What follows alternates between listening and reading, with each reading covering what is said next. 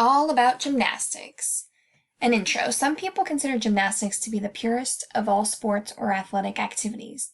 The human body can perform movements that are exquisite to behold. For this reason, gymnastics is visually exciting. Yet many casual viewers and enthusiasts alike do not realize how much dedication, skill, and training are required on the part of the gymnastic performers. Gymnastics has grown in popularity in the United States, perhaps due to the good press given to the sport in recent Olympic competitions. Currently, there are about 40,000 competing gymnasts in the United States. History of gymnastics. Gymnastics has been popular since ancient Greece. However, modern gymnastics began only in the 1820s when Ludwig Hahn founded gymnasiums, called Turnvereine, throughout Germany. Hahn also invented equipment including parallel bars, the horizontal bar, rings, and the horse. This equipment is still in use today. The first gym club was built in America in 1850. The first college to train teachers in gymnastics began in 1865. In 1888, the Amateur Gymnastics Association was founded in England.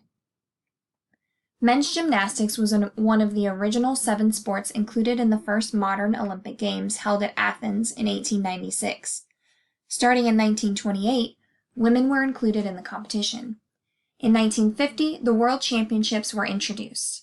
They have been held regularly at 4-year intervals ever since. Training required. Gymnastics is similar to ballet in terms of the physical demands and personal sacrifice required.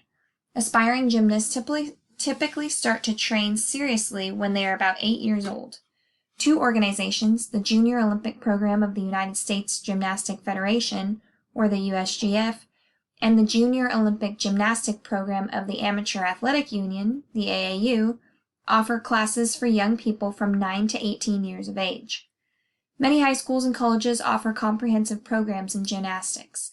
At the high school level, the National Federation of State High School Associations, the NFSHSA, oversees the rules and regulations for both men and women engaged in gymnastics. A final state high school championship is the culminating year-end event held annually. College-level gymnastics is controlled by the National Collegiate Athletic Association, or the NC2A. Currently, Eastern European countries, particularly Romania and Russia, dominate the international gymnastics scene. Children in these countries tend to start their training at an earlier age than do American children. Also, the government directs the athletic programs. These programs tend to combine the best elements of gymnastic training from many different countries. How gymnastics is performed. Gymnastic terms and moves. The following terms illustrate the type of language gymnasts use to describe specific moves. Just as baseball, golf, bowling, and other sports have their own language, so does gymnastics. On the next page are some important and frequently heard terms in gymnastics. The axis, an imaginary line around which the body rotates. An Arab spring, a move in which the legs come together as the body makes a 1/4 turn, similar to a cartwheel. Bridge position. As the body is in a handstand position, the shoulders move away from the hands while the feet reach toward the floor, slightly apart. The knees are bent and the body forms a wide back arch. Dislocate. On the rings, the legs are thrown up and back as the arms are spread out to the side. The body is arched as the feet are swung back down to touch the floor. Felge. On the parallel bars, the gymnast hangs upside down as he or she turns backward and lets go, re-grasping the parallel bars in the hang or front positions. Heck jump. A jump executed from the highest of 2 asymmetrical bars in which the body is folded around the lower bar and continues to circle until the legs point down at a 45-degree angle. The body is then extended from the hips as the gymnast jumps to the floor with legs straightened and arms extended. The piked position. The standard position for performing a variety of exercises in which the knees are straight and the hips flexed as far as possible. A tuck. The body position where the back is rounded and the chin is on the chest. The knees are also bent up to the chest. Straddle. A body position where the legs are apart. Russian giant. A movement done on the horizontal bar. This is also called the inverted giant swing. And a split right angle. A move done on both the rings and parallel bars, also known as the straddle L position. Types of gymnastics. The two types of gymnastics most commonly seen in competition are artistic gymnastics and rhythmic gymnastics. Artistic events are performed on equipment and on floor mats. In the men's division, there are 6 events: floor exercise, pommel horse, still rings, vault, parallel bars, and the horizontal bar. The women's division includes 4 events: floor exercise, uneven bars, the vault, and the balance beams. Rhythmic gymnastics is a mix of acrobatics, juggling, and ballet. Gymnasts are required to perform movements that show off their flexibility and dexterity. Many use balls, ropes, hoops, and ribbons as part of the performance. Technically called gymnastique moderne, this form of gymnastics originated in France and is performed only by women. Gymnastics techniques. Women's and men's gymnastics skills. Below is a sample of traditional women's and men's gymnastics skills. Remember, though, that this is just a sample of the many requirements for competition. Women's Olympic vaulting. In competition, the vault exercise is divided into 2 sections called first and second flight.